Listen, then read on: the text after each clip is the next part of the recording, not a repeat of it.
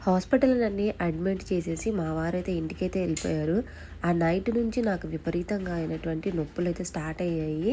ఇంకా నైట్ పడుకోకుండా అలాగే ఉన్నాను.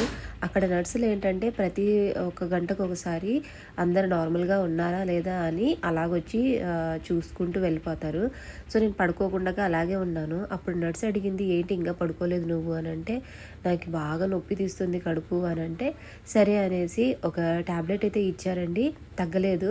మళ్ళా అలాగే నొప్పి ఇంగ పెరుగుతూనే ఉంది కానీ తగ్గడం లేదు. ఆ తర్వాతకి మళ్ళా రెండోసారి సిరప్ ఇచ్చారు. అది తగ్గలేదు. మూడోసారికి ఫైనల్‌గా అయితే ఇంజెక్షన్ ఇచ్చారనమాట. అప్పుడు ఒక గంట, గంటన్నరకి కొంచెం రిలాక్స్ అయిపోయాను. సో, నాకు నొప్పులు అయితున్నా గానీ వాళ్ళు ఎందుకు నాకు డెలివరీ చేయలేదంటే మెయిన్ వచ్చేసి నేను కరోనా టెస్ట్ చేయించుకున్నాను గదా! సో, ఆ కరోనా రిపోర్ట్స్ అనేది రాలేదు. ఆ రిపోర్ట్ రానందుకు అంటే పాజిటివా, నెగెటివా అని తెలుసుకోవడం కోసం నాకైతే డెలివరీ అయితే చేయలేదబ్బా.